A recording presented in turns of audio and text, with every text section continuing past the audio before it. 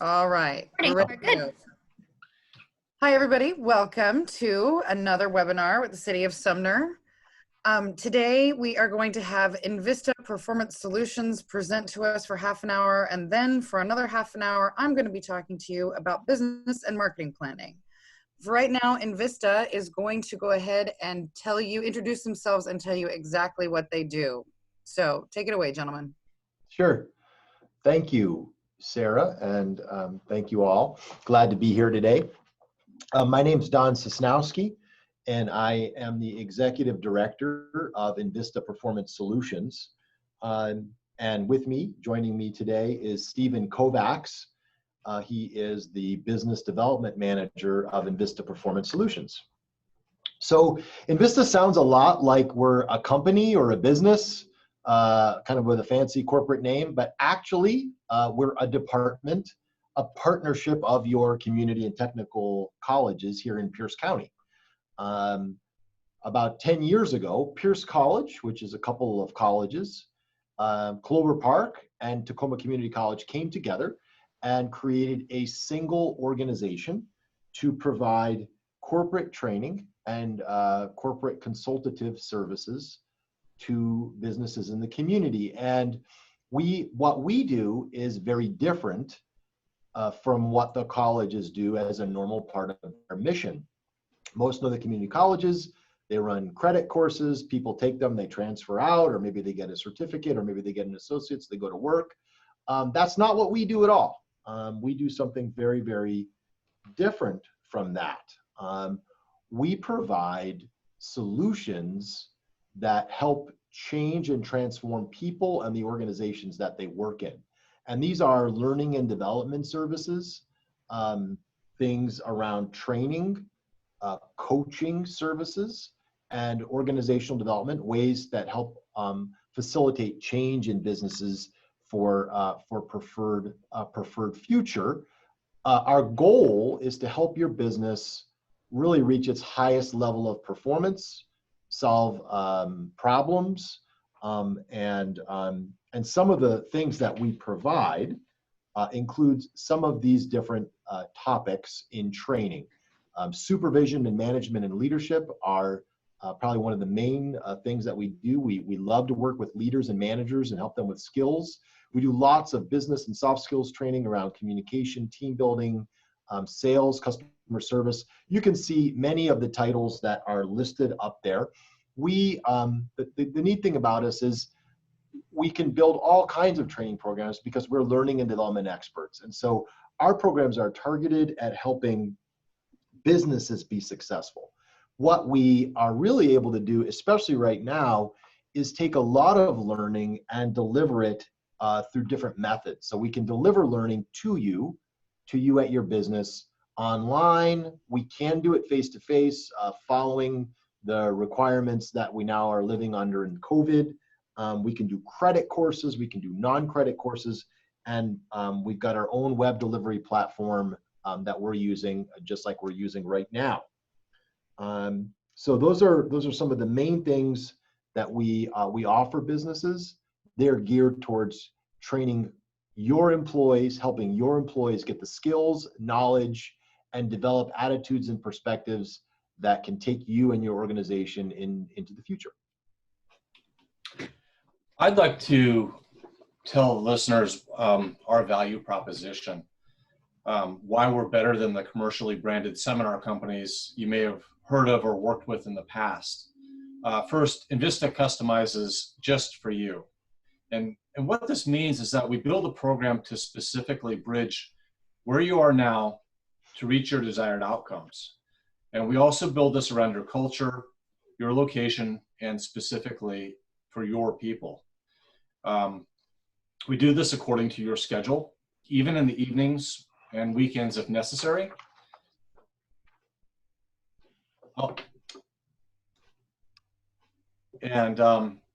Because we're the colleges, we have a vested interest in serving our local businesses as part of our mission in Pierce County. We're just what you expect. We're local and affordable. And we've worked with all kinds of businesses and other organizations for many years. And we have a deep bench of subject matter experts and industry professionals to provide solutions for your needs. In fact, most of our facilitators are experts from outside the college network. So you may know a few of the companies that we've worked for in your area, including Keurig Dr. Pepper, Vadis, Sunoco, Apply-A-Line, P&J Machining, and Amazon R&D Center. In addition, Shining Ocean Seafoods. We also provide follow-up support to ensure your success. So unlike the seminar experiences, we're here when you need us. And one very important benefit is that because we are the colleges, we have access to funding that can offset or even pay for your training costs. And I'll describe those programs for you later. Okay. So just like all organizations today, Invista has had to adjust to this changing world of COVID-19 and the environment that we're currently living in. And we're all really living under some new norms. Training has got to be delivered using face-to-face training's got to be delivered using social distancing and PPE requirements, and there's checking for contacts. And we're capable of delivering all under those kinds of changing requirements. In addition, we're doing everything web-based. But on top of that, we've developed training in a number of new areas, new topics that kind of result from the fact that people are now at home more. Things like holding virtual meetings, things like resilience during times of stress and change, new ways of looking at stress management. How do you manage a team virtually? How do you do leadership development virtually? And not only those kinds of business and management soft skills, but some very specific hard skills as well, depending on your business. So I'll give you an example. One of our clients is called Celebrity Cake. They're located in Tacoma, and they make gourmet cakes and confectionery right here in our own town.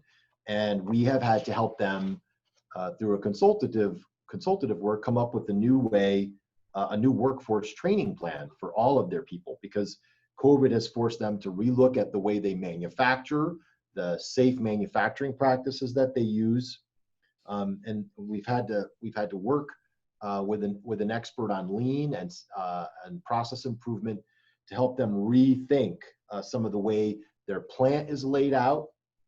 We've had to help them rethink what to do should a person in their organization come down with COVID. How will they react to that? How will they screen for it at the beginning and end of each day? How will they handle the use of PPE in this environment?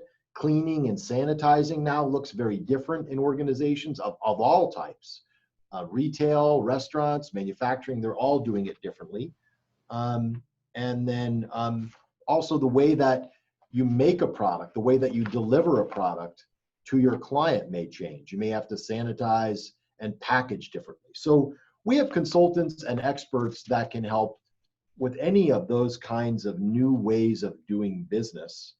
In addition to, as I mentioned, the management and leadership stuff that helps the people in your businesses who need to make those decisions and implement those changes, helps them be more effective at leading through these kind of tumultuous times. Stephen.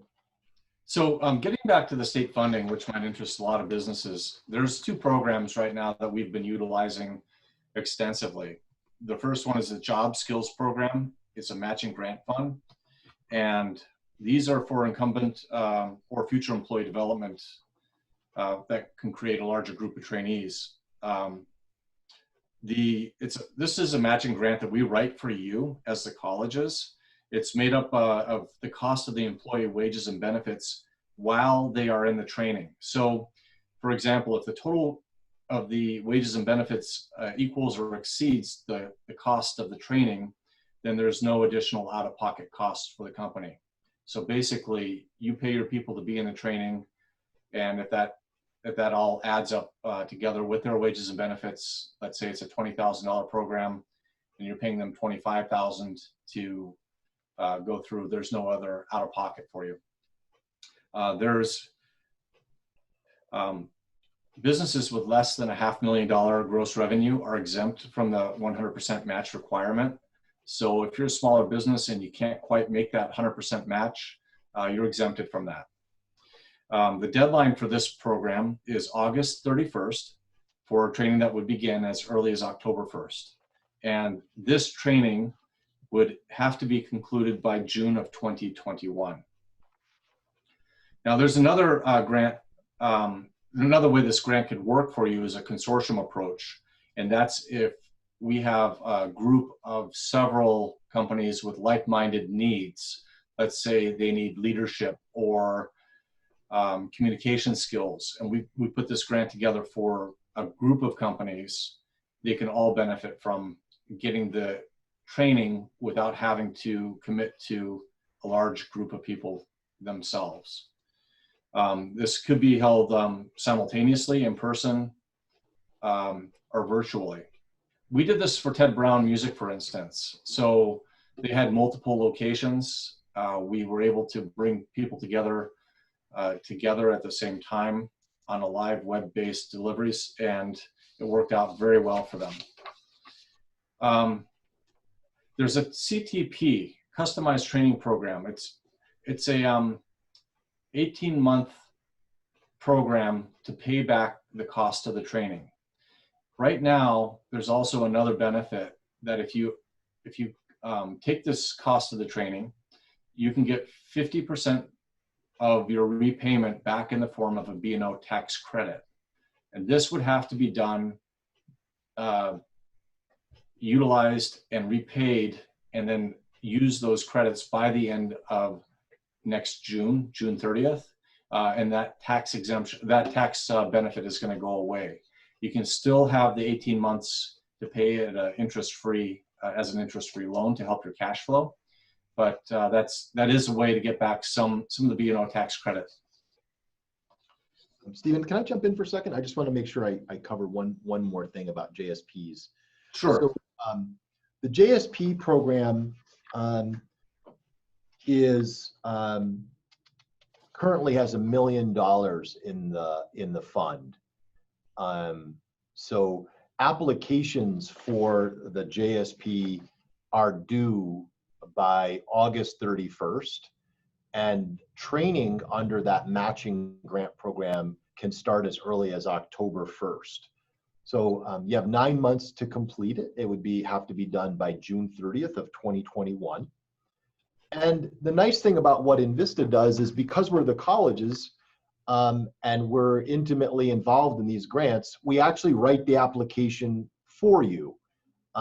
We have to collect information from you about your employees and their wages and your goals for your training program. And we collect all that information and we plug it into the application and we submit it and we try to win it for you. And applications have to be in, like I said, by the end of August. And in September, we will find out who is awarded those grants. Just to let you know, we have had a pretty much 100% hit rate recently on the grants. We currently have 13. We got 13. We've been awarded 13 of these in the last year. We're looking at, we currently have $1 million in grant funds to give out to companies that are already under contract. And there's another $1 million that's available. Of course, not just to us. There's 34 community and tech colleges in the state of Washington. Everybody's competing for this money. But we would love to help you write an application or put together, like Stephen said, a group approach if there are numerous companies with a similar need. So I just wanted to make sure you knew a little bit about those deadlines. This is a quarterly cycle. So if you didn't make it this time, you could make it by the end of December, for instance, but the training still has to be completed by the end of June. This last round of awards, we were awarded 5 for a total of over $300,000. Five companies were approved for the JSPs. So the state is trying to get a lot of money out there to companies that need it right now. I just saw a question pop up from Tammy Schmidt, I believe, and she asked, does this money apply to nonprofits? And the answer is yes, it does. We most recently funded Tacoma Community House. I think that's for many of you, that could be a household name here in Tacoma, Pierce County area. We did a nice JSP for them. I think it was about $45,000 in training to help them transition. They have a brand new building, and they needed to transition their teams with some team building and communication and change management. And so yes, we are able to fund nonprofits. And we would love to talk to anyone personally about what business you're from, what kind of business it is, and we could help you determine if we could be successful with an application. In addition to the services that we provide, there's a lot of free services that you might benefit from. GCF Global and Washington State Libraries offer free online Microsoft Academy training. And also your community colleges offer low-cost Ed2Go programs. Yeah, and those are online opportunities primarily. So particularly during the COVID-19 crisis, we also function as a provider of important resources, information from we pass on information from the economic development community, chambers of state, Washington. We're consolidating our information and pushing it out as it happens. So please do subscribe to our newsletter. You'll be able to find that on our website. We work with these other entities, Pierce County, the EDB, Tacoma Pierce County, Workforce Central, and Impact Washington. Can we, our website address, and I don't know if we can, I don't know if we can type it in the chat, is www.invistaperforms.org. If you want to hit our website, take a look around and see what we have and what we're doing. That's how you can subscribe to our newsletter and find out about. Thank you, Sarah, for doing that. www.invistaperforms.org. Sign up for our newsletter, read our blogs. We've got a lot of information about our courses and programs out there. So it's a great opportunity. And then please continue, Stephen. Sure. These are some of the companies we're proud to serve. Goodwill, City of Tacoma, Red Wind Casino, P&J Machining, Tool Gauge, and Amazon.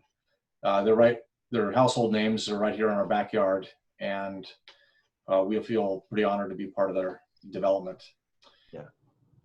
And we work with companies, as you can see from this list, across a variety of sectors. We've got the city and a utility company. We've got a social service agency.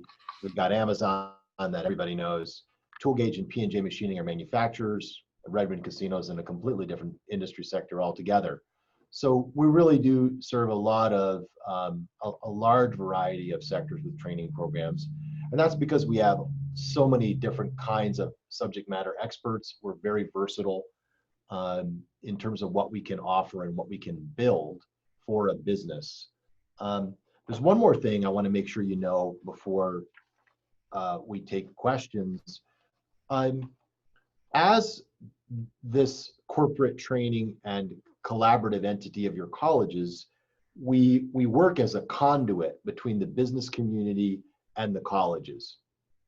Meaning, if you need something from the colleges, if you need information from the colleges, come see us and we'll make sure that you don't get lost in the labyrinth of 4 different colleges. We also know that many of you would like to hire college students, maybe for part-time or full-time positions and opportunities. Maybe you want some interns. We can help you with that because we know who the people are at the colleges that do that. And, which we now have a slide up, another website you'll want to grab. It's collegestudents4hire.highline.edu. And what this is 3 or 4 different colleges in our area have come together, and every college student that goes through their college puts information about what they're looking for work, if they're looking for an internship, if they're looking for full-time or part-time work. And then companies can also go to this website and create a profile of what you are offering and who you are and how people can get in touch with you. And then these things are matched up so that you have the opportunity to research and find college students for opportunities that you are presenting in this database. It's college students for hire, college students number 4 hire.highline.edu for those of you that are coming in by phone. And you can go to the Invista Performance Solutions website and go to our resources tab, and you will, if you scroll down the page, you'll see this information on our resources tab as well. So this has been a very useful tool for businesses looking to find students to hire. So that is, that's about it. I think we can wrap up at this point. And Stephen, do you have anything else you wanted to add? So anybody, please feel free to reach out to me for any questions that I might be able to help you specifically with. If you feel like maybe you're interested in a program, you're not quite sure how to approach it, it's fine. We'd love to schedule a time to talk and just see how we might be able to help you one way or another. So, gentlemen, I want to make sure we cover one more time. Go back to the grant portion and explain one more time. There's the 2 ways to take advantage of the grant, you said? Sure. One is called JSP, and the other is called CTP. Okay. The Job Skills Program is a matching grant where the wages and benefits calculated of the employees who participate in the training are added up to offset the cost of the training. So if you equal or exceed that, then you have no out-of-pocket costs for the training itself. If your business is less than 500,000 in gross revenue a year, you're exempt from that 100% match. So even if you only made 75, 80% of that total cost of the training, you'd be exempted. Yeah, or even less. All you have to agree to is that you'll pay your people while they're in training. Even if you just hit some percentage of it, you have to put something in, but the state will basically gift you the difference in the form of this grant. As long as you're running a serious training program and paying people while they're there, whatever you have to pay them. And you gentlemen help with all of the documentation, all of the paperwork with that to make that a legal, viable method for the businesses. You got it. We do It's that. We're really good at it. Colleges. We've done so many of these, yeah, we really like to.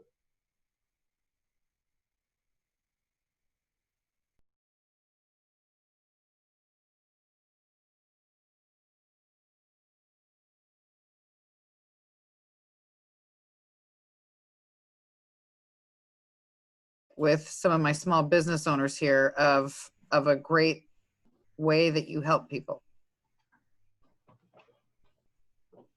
Want to take a shot at it, Stephen, or?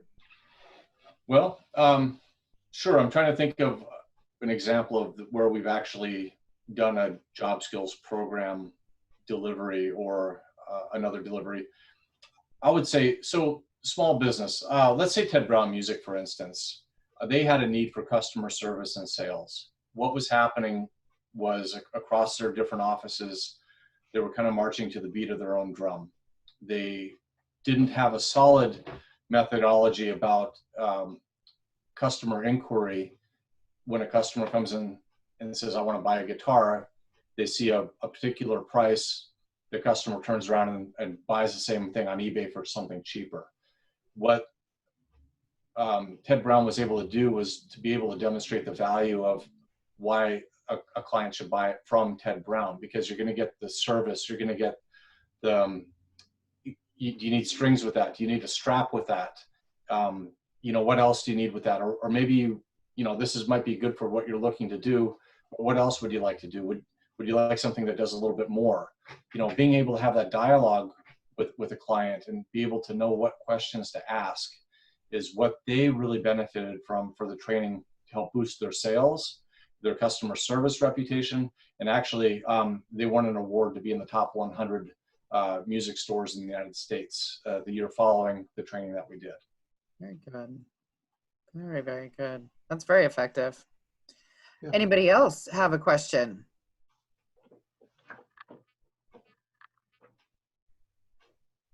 You have been, Kara, yes, can we, what was your question? You're muted, by the way, Kara. I couldn't unmute earlier. I just wanted to say, like, from my understanding of the way you guys do this, like that Ted Brown example, you didn't expect Ted Brown to say, this is my problem. You guys did consulting to help them figure that out. That's Correct? true. You know, a client might call us up and say, we need sales training. And we could initiate a dialogue and then say, okay, why do you think you need sales training? Where are you at now? Where do you want to be? And a lot of times we found that there's other elements in there, that it's not just sales training, but maybe an element of customer service in there. So we can actually blend in parts of what they're looking for into something that's going to be very holistic for the big solution and address it that way. So that's part of what you do, is the consultation part ahead of time. So if somebody works with you, they get a consultation on what kind of training that would be beneficial to their business. You figure out the training, you write the grants, and the company pays their employees. That's true. And then we deliver, and then we measure the effectiveness of what we've done to ensure that the company got the results they were looking for. And that's how we roll out our projects. Stephen was talking about the customization process earlier. And part of being able to customize and tailor a program is exactly what you're saying, Kara, is that we can't just walk in and open up a book and drop it in a classroom with a bunch of students, because that's just not going to apply. So we have to take the best principles of whatever we're teaching and figure out what the problem is, figure out where the company wants to go, what their goals are, and then that's how we adjust the curriculum to fit their performance goals. I want to highlight one more thing. We're also offering a course right now, and we're hoping to get it's the course that we've done in the past. It's called Race: The Power of an Illusion, and it's a course that really focuses on an issue that is very, very important and becoming much on the forefront of the news and organizations and people's needs today. And that is race relations and racial reconciliation. The course is really about how to talk to people about race, what is race, and it gets people into a room, and it is not a lecture about race, and it is a discussion about its meanings and its implications in our world, and it challenges everybody in the room to help create in their own organization a more inclusive environment for all people that are involved, and not just people that are different racially. So it really goes even beyond race. The program's been around a long time. It's based on a set of videos that were produced by produced and shown on PBS. We've got a couple of facilitators that do it, and we're looking to be offering it in the near future through a chamber, through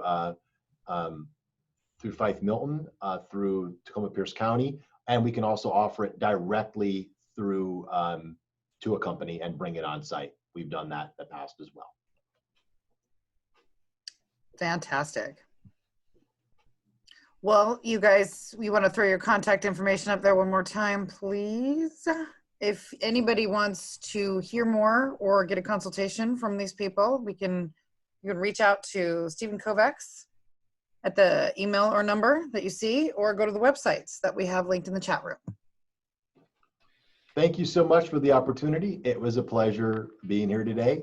And thank you, Jan. You're welcome for that comment. Thank you all for the nice comments. We really appreciate it.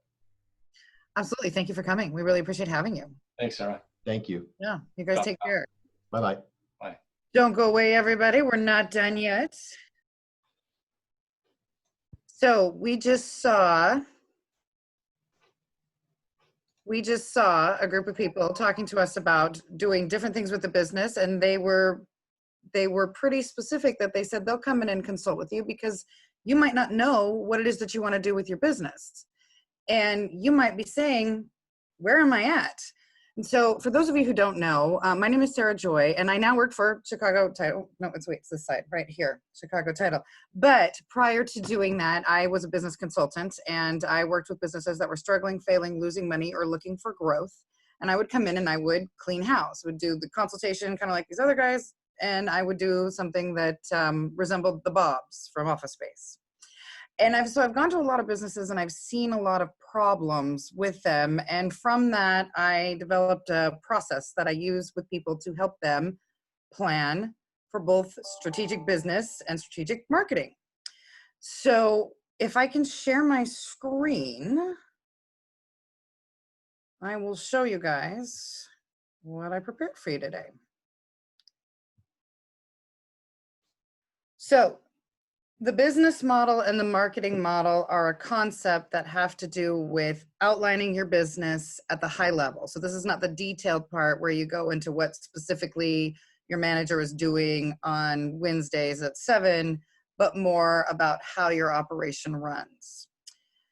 So here, I actually put this into a workbook, and the workbook is available online, and I will give you that link at the very end, but this is an excerpt from the workbook. This is specifically a business model of a company that it's a case study, and the company is based on companies that I worked with, but the company itself is made up, and we call them Company G. And this is the business model. This is a big chunk of the business model from Company G. And as you can see, we talk about what we do provide, what specifics and prices, where we market, where we sell, how we handle money, how many people work for us, and who does what, the basics, the overview, right? And when you're writing out a business model or a marketing model, you want this to be 1 or 2 pages that if somebody came along and said, what does your business do? Or if you wanted to go to Invista Performance Solutions and discuss this with them, you can show them this business model and say, this is how my business looks right now.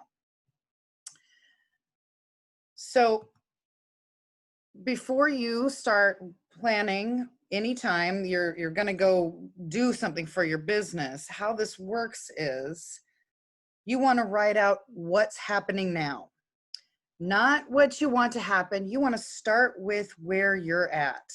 And once you write out where you're at, you might see things that you don't like. And you might see things that you say, there's a hole right there, or that's a problem, or gosh, I'm duplicating my efforts 3 times here in one space. And that might not be that effective. At which point you want to use some kind of planning sequence, and we'll talk about that planning sequence, and rework your model to satisfy your newly identified needs. So now what does that look like? Again, this is from Company G. Don't focus too much on the part about Company G being a real company. Company G is just made up. But I have a pre-planning and a post-planning view here. Everybody see this? So in pre-planning, you see where our spend is. You see where our percent of revenue is. You see some of our loyalty clients. We know they're about here. And this is our post-planning. These are our goals over here. So this is what we're going to do in the future after we have reworked. And so now we've had many webinars at this point, and many of you have attended them. And we've talked about the different aspects of how we were going to market our business. And we've talked about different things like advertising through Facebook and whether or not we're going e-commerce and stuff like that. But when you get all those different ideas together, you want to map them out. Okay. So now, as you can see in the pre-planning phase, Koji has listed their channel. They're just using Facebook, not just to not complicate things. And they've listed their channel, and we've got a method. They're random posting. They're doing it a couple times a week. They're not doing a lot of advertising for this. As you've learned in marketing over the last couple weeks, they could be probably being more effective with their Facebook channel.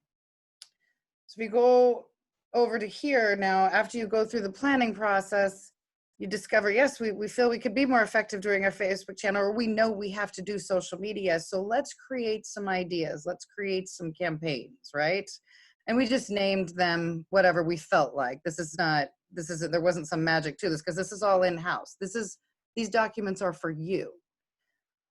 But we give some structure to our marketing in this final product here. We decide on some frequency. We decide when we're going to boost some posts and do some actual financial advertising. And we line it out in a place where I can go and I can look and I can say, this is where I'm doing my Facebook, and this is kind of where this is where I'm expecting to be paying money and not, and when I'm going to be campaigning, right? Go back and do it again with the website. And you see, we've got, in the beginning, we have a website that does one thing and it doesn't do very much.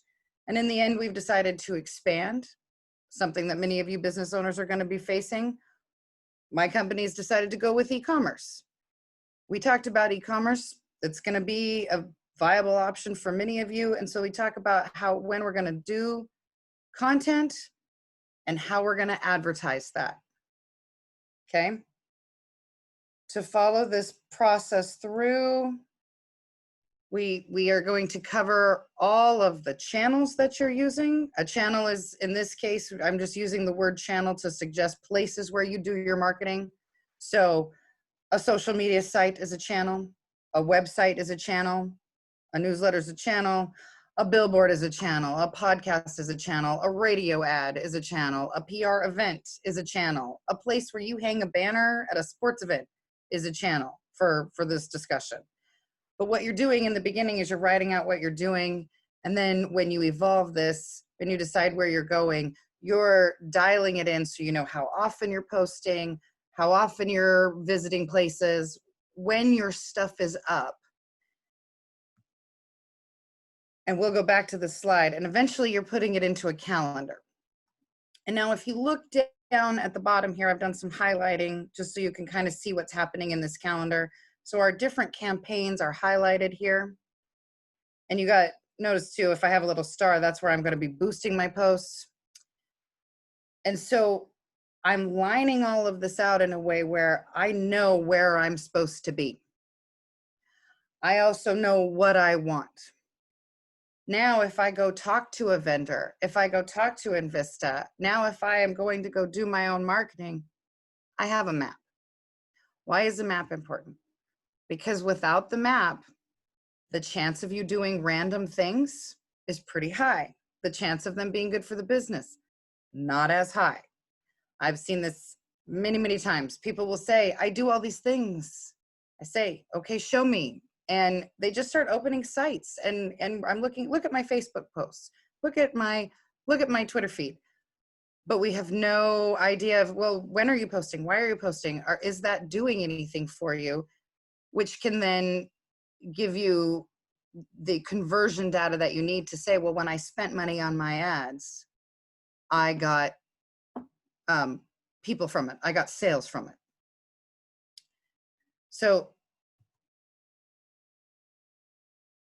in your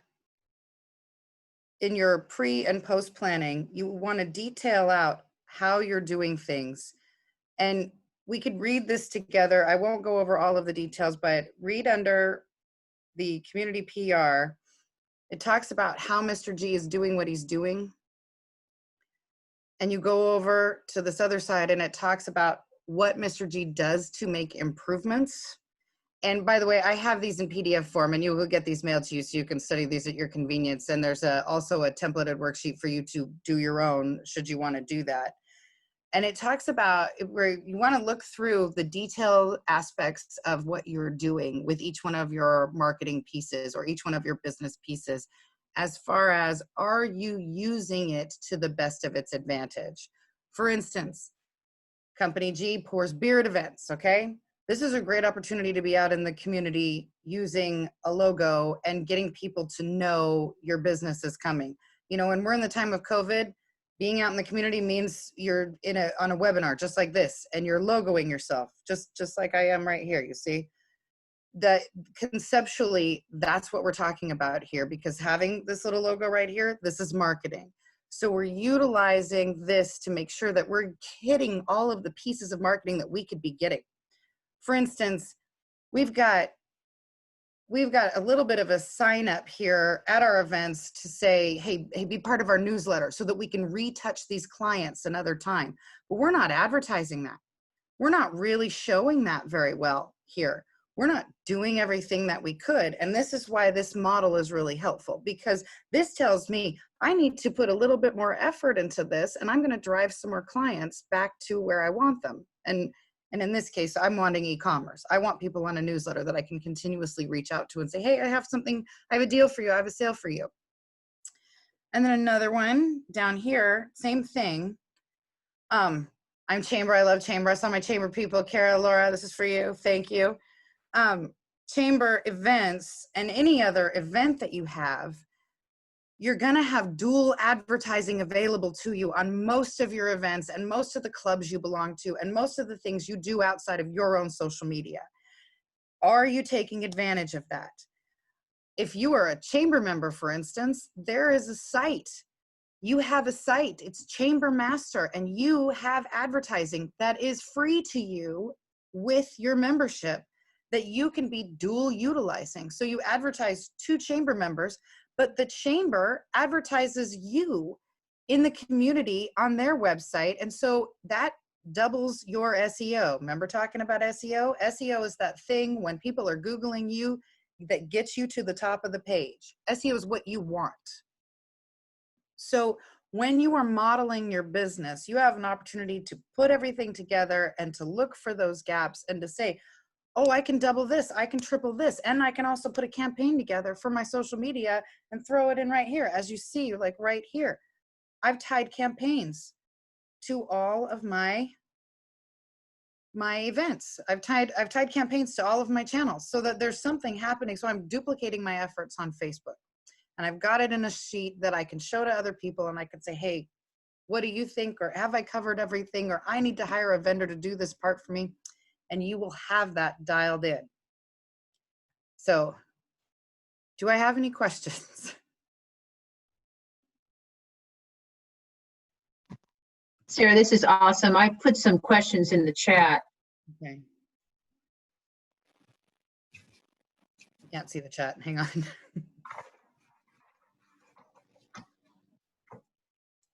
I think some of the questions, Sarah, are can you define static website versus what kind of website? Yes, when I use the word static in this case, I am saying content that you're not updating consistently. So you throw it up there and it just stays there. And some content is supposed to obviously be static. Your about page, you know, your history is not changing all the time. You can add to that, but what you did 10 years ago is going to stay, and that's fine. Or, some of your intro stuff, or, you have the same product, it hasn't changed, you're not changing that.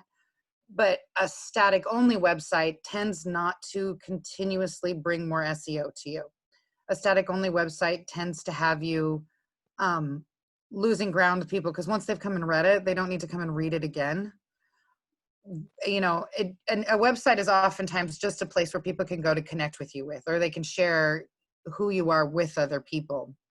But to keep some new information on there via a blog or via connections with your other, your LinkedIn website, if you're updating that or you're really active there, that is more of active content, which helps with your SEO. Great. And the other question is, what does boosting posts mean? Boosting posts is actually spending money on advertising in Facebook rather than just putting a post up. So when I just put a post up on Facebook, I go and I say, I'm happy today and life is wonderful, and I hit post. I didn't spend any money on that. I didn't boost that. That just goes to people who, they're on my feed and I'm on their feed, and, my stuff hit their algorithm today, that sort of thing. When I specifically boost, and we have 2 webinars that we put together with Devin that are in the recording section that talk specifically about how to do advertising. And please go back and see those. They were great. Devin did a fantastic job, especially the first one is all about paid advertising. Then I can dial my paid advertising specifically to audiences that will be my target audience and might take advantage of what I'm doing. So again, company Koji has a tasting room. So we want local people to come to the tasting room, right? So we're going to use advertising dollars to specifically go to these local people who could be having date night or guys night out or girls night out or whatever. And we're going to try to hit those people. So we're going to hit an age group that we know goes out and has fun, but likes the kind of beer we serve. and we're going to hit people that demographically are close enough and specifically would be in the price range of people who would come to our type of establishment, etc. So, and that is something, by the way, to truly understand that, check with Facebook has an advertising team now.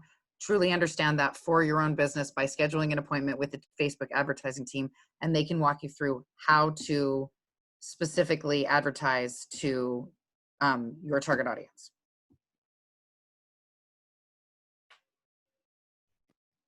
So, are there any other questions about that? Okay, threw a lot at everybody fast, but.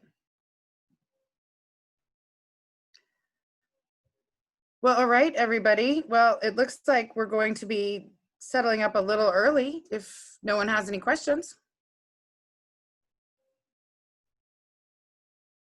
So, okay, well, I want to say thank you so much, Sarah. It's been awesome.